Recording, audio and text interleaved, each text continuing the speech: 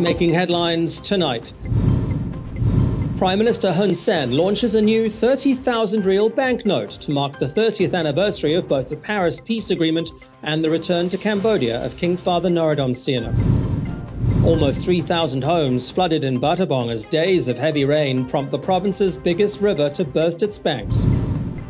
And for the first time in 5 years, an Australian warship pays a courtesy call at Ream Naval Base in Sihanoukville. This is the Daily Roundup on the EAC News Channel. A very good evening to you. I'm Andrew Barnes-Roberts. Prime Minister Hun Sen has announced the release of a new 30,000 real banknote.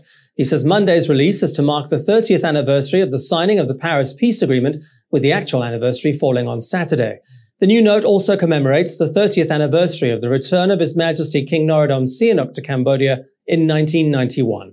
EAC News reporter Reo Soko has the details. The new 30,000 real note features King Father Norodom Sihanouk and the Paris Peace Agreement, which was signed by Cambodia on 23 October 1991. Governor of the National Bank of Cambodia, Chia Chanto, says that the background of the banknote contains many important pictures and details, such as then Prince Norodom Sihanouk shaking hands with Prime Minister Hun Sen during his return in 1991, and the words Le 30 anniversaire des accords de Paris-Cambodge for the Paris Peace Agreement. The peace treaty signaled the end of the war between Cambodia and Vietnam. The new banknote has three main colors: green, brown, and purple.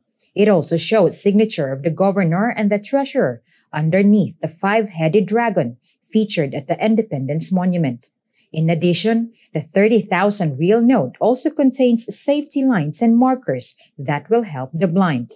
The royal government says the new note is already in circulation as of Monday morning. Rhea Soko, EAC News. New quarantine periods are now in effect after having been announced by Health Minister Man Bun Heng on Saturday. They benefit fully vaccinated travellers and reduce quarantine periods to between 3 and 7 days, depending on which category of arrival you fall into. EAC News reporter Yuri Matosko explains. If you're not vaccinated, you still have to quarantine for 14 days and make a $2,000 deposit, unless you've pre-booked your quarantine at one of 5 approved hotels in the capital. But if you are vaccinated, life is suddenly a lot easier on arriving at Phnom Penh International Airport. Officials and foreign diplomats with residences in Cambodia can quarantine at home for 3 days, providing they've applied for permission beforehand. If not, it's 3 days in quarantine at a hotel. It's also 3 days in a hotel plus a $600 deposit for registered investors and business people, but they must be in possession of an invitation letter issued by a registered company that is up to date with its taxes. All other fully vaccinated travelers need only quarantine for 7 days in a hotel. Foreigners will also need to make a $1,000 deposit unless they've pre-booked their quarantine at one of the 5 alternative state quarantine hotels, namely Sokha Hotel, Himawari, County Ward by Marriott Phnom Penh, Raffles Hotel Le Royal, and Sofitel. The deposit does not apply to Cambodian nationals. All vaccines are being recognized by Cambodia, regardless of WHO approval. But regardless of their vaccination status, all arrivals must show a negative PCR test within 72 hours of their departure to be granted entry into the kingdom and enjoy the shortened quarantine. The change in quarantine periods is seen as the first step towards an eventual full reopening of the country's borders, in line with the Prime Minister's statement last month that fully vaccinated tourists will be able to enjoy 7 days of no-hotel quarantine at their port of their approval. The Health Ministry says this is on the card for the end of the year, although a final decision has yet to be made. Yuri Matosko, EAC News. Cambodia's daily COVID-19 figures appear to be heading in the right direction at last. The Prime Minister has said that if they are steady 10 to 15 days after Pachum Ben, then he will consider a full reopening of the economy. And the numbers are now dropping after stabilizing for the past few days. Cases peaked at 272 last Wednesday, but have since come down. On Monday, the Health Ministry confirmed just 195 new COVID-19 cases by way of PCR tests, 12 more deaths. There have been 279 patients discharged in the past 24 hours, taking the number of active cases down to 3,034. The latest stats take the kingdom's total COVID-19 case count to 116,860. The death toll has reached 2,670. The number of patients treated successfully has climbed to 111,149. The Ministry of Posts and Telecommunications has announced a change in the Stop COVID QR code system. It's now called Stop COVID QR Vaccine and was implemented on Monday. Before, it used to track the locations or establishments where a person had gone to. Now, it shows proof of vaccination. The QR code will continue to help the authorities when it comes to contact tracing across the kingdom, but it now also displays a person's vaccination status, meaning there's no need to carry your vaccination card around with you, just your phone.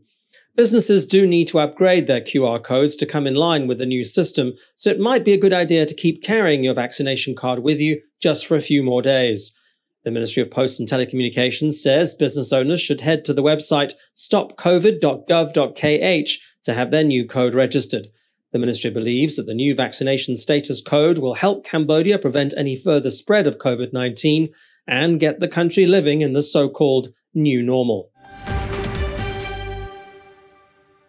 Almost non-stop rain in Battambang has resulted in severe flooding, with nearly 3,000 homes damaged.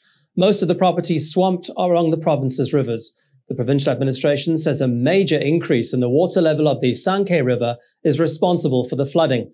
It has also affected some areas of Palin province, while in Banteay Menchay, residents are being advised to be extra vigilant. EAC News reporter Reo Soko has the latest. Residents along Battambang's rivers and streams have been warned to prepare for the worst, with the Sankhe River rising rapidly. It is one of the main rivers in the province. It flows through 6 districts and 27 communes before draining into the Tonle Sap Lake. With almost continuous rain since Friday, the river has overflown. A total of 2,948 homes in 11 communes have been affected. Flooding has also affected parts of Pailin province. Meanwhile, in Banteay Menchay, the governor of Poipet Municipality, Kiat Hul, has led the Municipal Sangkat Working Group on an inspection of various districts. Water levels have increased in the districts of Malay, Oxro, Morpuk, as well as in Poipet City itself. Governor Hul has called on people living in low-lying areas to be careful and monitor water levels regularly. Parents are advised to keep an eye on their children to avoid any tragedies. Rhea Soko, EAC News. For the first time since 2016, a Royal Australian Navy ship has docked in Sihanoukville. It's part of Australia's flagship regional engagement activity called the Indo-Pacific Endeavour. HMAS Anzac is staying for 3 days in the kingdom as part of a series of activities Australia is conducting to promote peace, cooperation and partnerships throughout the region. The frigate has delivered 800 kilograms of medical and personal protective supplies to help Cambodia combat COVID-19. The supplies have been delivered to Sihanoukville hospitals and the Royal Cambodian Armed Forces. The crew of the HMAS Anzac will spend the next few days conducting an online seminar with the Royal Cambodian Armed Forces under the theme Women, Peace and Security. The Australian Embassy says the visit provides an opportunity to build naval cooperation and exchange ideas on women's peace and security. The long weekend saw the Ministry of Culture and Fine Arts hold the Chapai Dong Veng Festival and competition. The Chapai Dong Veng is a Cambodian traditional guitar with 2 strings and a long neck. It is certified by UNESCO as part of Cambodia's intangible cultural heritage. EAC News reporter Yuri Matosko has the story.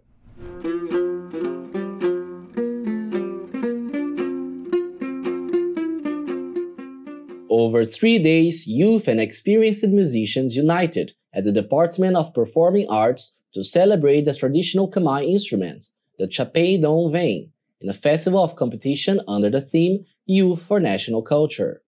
The Chapai Dong Veng is an important part of Khmer culture. The instrument is accompanied by singing that transmits stories of Cambodia, ranging from traditional poems and Buddhist tales to satirical jokes. The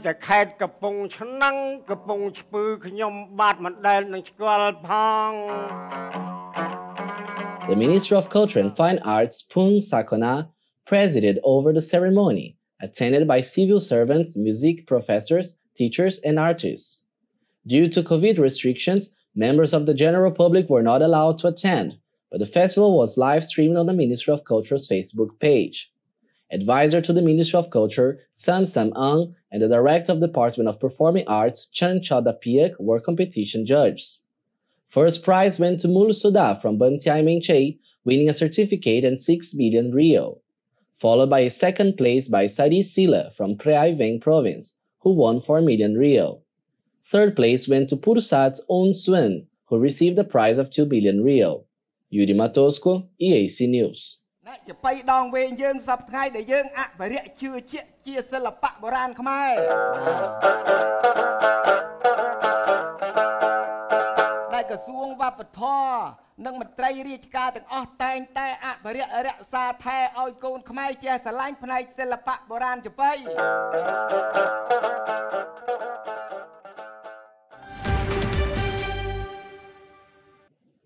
Now for a look at news making international headlines this Monday, the 18th of October. At least 25 people have died in landslides and floods triggered by heavy rains in southwestern India. Rescuers spent Sunday scouring for survivors in muddy debris. The military flew in emergency supplies. Water overflowing the Pampa River in Kerala entered homes, while in Kochi, fields, shops, and homes were all flooded. It's been barely 3 years since Kerala was last hit by floods. On 16 August 2018, the worst flooding in nearly a century was reported. Over 483 people died and 200,000 were forced from their homes. Annual rainfall is essential in India, with the monsoon supporting 2/3 of its 1.3 billion population, who rely on farming. However, excessive rainfall often brings floods, landslides, and waterborne diseases. Thousands of people took to the streets of San Salvador on Sunday to air a range of grievances against President Nayib Bukele. Crowds are unhappy with him adopting Bitcoin as legal tender in his firing of Supreme Court judges, which has been viewed by his critics as a power grab. At least 4,000 people marched through capital San Salvador with banners and signs rejecting Bitcoin, which officially became legal tender in the Central American country in September. Near the capital's main square, protesters set fire to an effigy of the 40-year-old president.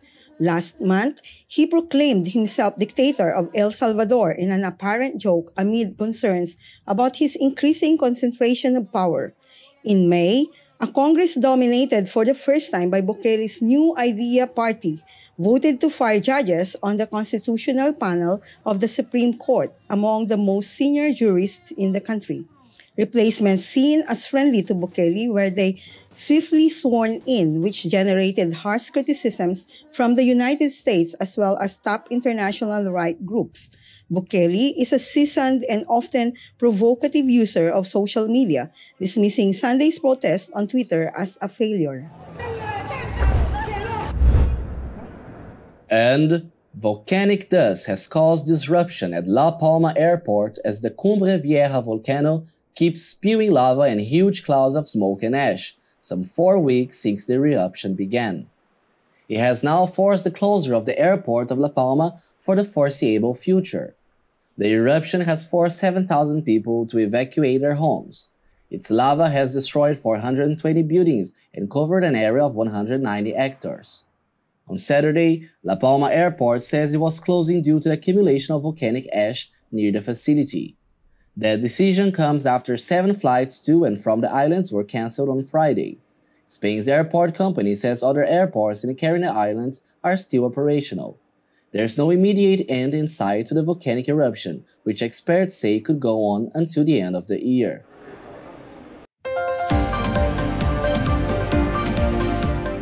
Coming up after the break here on the Daily Roundup, a look at the day's sports news.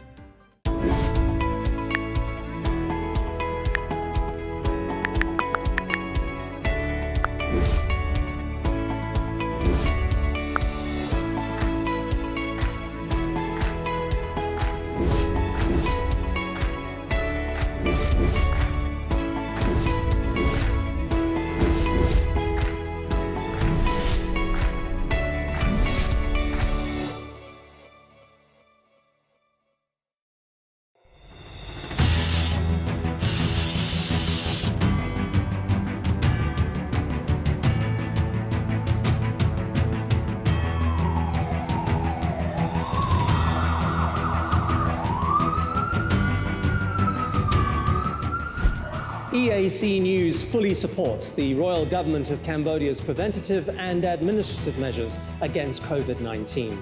But we need you to play your part in helping bring the 20 February community transmission event to an end. Wash your hands regularly, sanitize wherever possible. Keep an eye on your body temperature. Use the Stop COVID QR code and maintain a safe social distance. But above all, please, please, please, wear a mask. Only together can we beat COVID-19.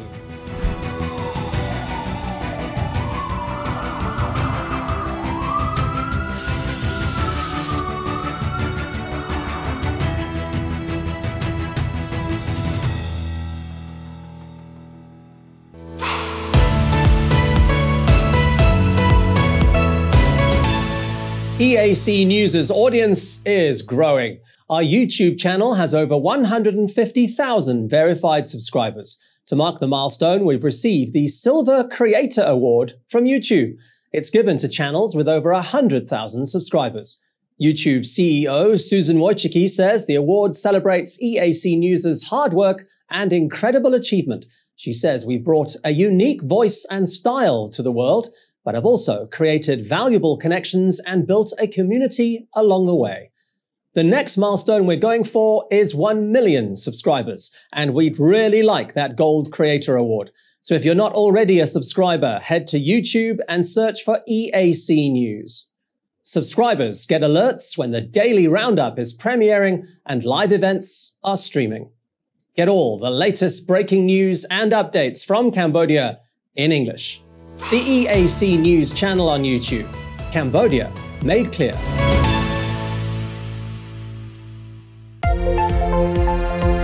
If it's happening and you need to know about it, you'll get it all right here.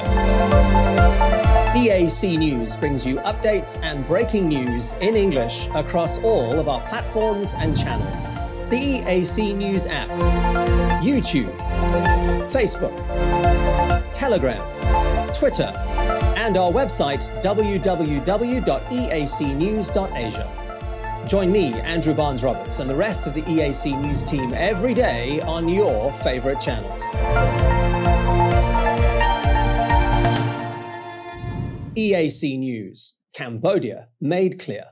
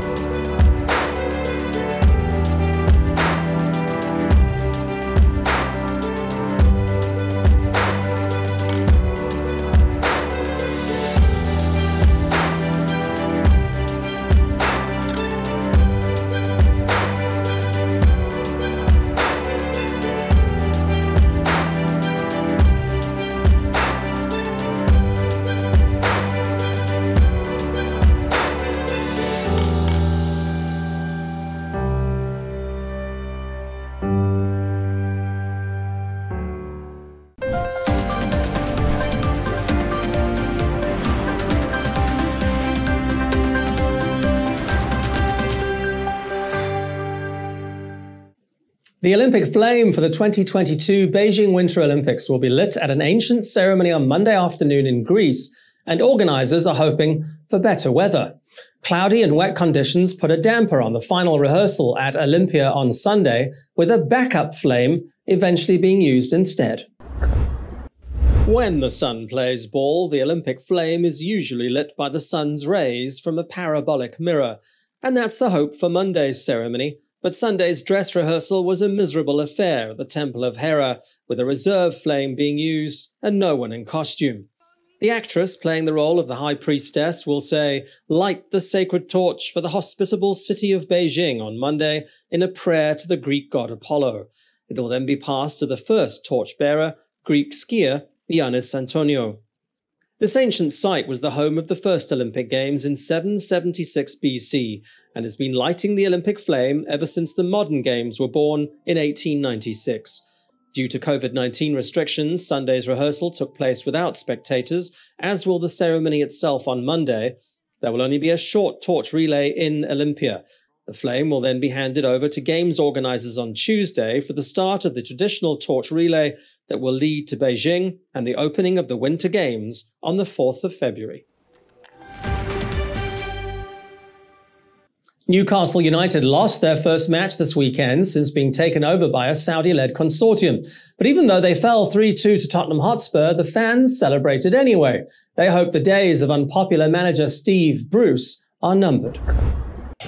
Newcastle were completely outplayed after taking an early lead at the boisterous St James Park. Harry Kane grabbed his first league goal of the season for Spurs, and Jonjo Shelvey was sent off for a foul. But looking at the fans, you would think they had a much better day. Just happy that their troubled club is in much better hands, and that the stands are full again now that COVID restrictions have been lifted across England. Manager Steve Bruce was upbeat after the match, even though he acknowledged that his future remains uncertain. Look, first and foremost, we've seen St James's Park as we always remember it. It was a fantastic atmosphere, and of course, to get off to the start we got to was great for everybody concerned. But unfortunately, in their first attack, we've conceded. We needed to build on that, and unfortunately, we didn't. But look, the owners have been very, very respectful over the last week, 10 days, wherever it is. It's obviously the start, which gives everybody a little bit of hope. It's going to take time and patience, of course. But to have the supporters back on side, I have to say, was terrific. It was Bruce's 1000th game as a manager, but it leaves Newcastle second from the bottom of the Premier League with just 3 points. The fans are hoping Bruce won't be in charge of too many more, with the club's Saudi owners already out shopping for a new manager. The 17th edition of the Cape Epic got underway in Cape Town, South Africa on Sunday. Sina Fry and Laura Sticha won the women's prologue, with Jordan Sarro and Matthew Beers winning the men's. One of the most beautiful cities in the world, although mountain biking certainly isn't the most leisurely way of seeing it. The prologue was a 20-kilometre loop starting at the University of Cape Town and winding through the city's fabled Table Mountain. At the end of the day, Switzerland's Fry and Austria's Sticha held a 1 minute and 33-second lead over South African pair Candice Lill and Mariska Strauss. Ariane Luthi of Switzerland and Robin de Groot of South Africa were just 5 seconds behind Lill and Strauss in third. Frenchman Sarro and South African Beers held a 1 minute 39 seconds lead over Switzerland's Filippo Vieiro Colombo and Italian Yuri Zanotti, who finished second in the men's competition. Andreas Sierwald of Germany and Czech Martin Stocek were in third. All in all, 600 mountain bikers are competing in the 17th edition of the race. They face 7 more days of grueling rides throughout South Africa's Western Cape province before the winners are crowned on Sunday. All right, let's have a look at tomorrow's weather.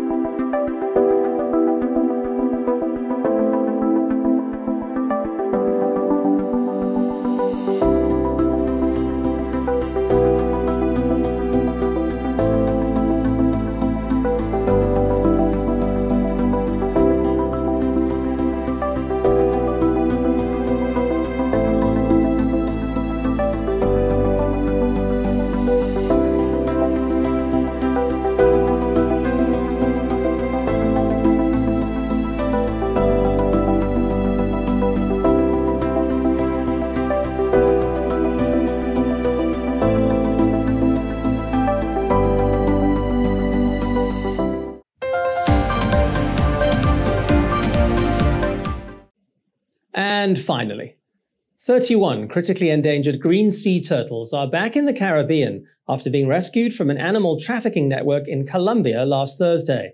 The surviving turtles swam back to freedom at the weekend. These are the lucky ones. 11 other turtles rescued from the traffickers had been so badly mistreated they didn't survive. But these 31 did and were released back into the sea after undergoing a health check by an animal welfare group. The 5 people who seized them have all been arrested by the Colombian army. According to the World Wildlife Fund, almost all species of sea turtles are now considered endangered. 3 species, including these green sea turtles, are classified as critically endangered. Their rescue last week and return to the sea this weekend are being hailed as major steps forward in their conservation.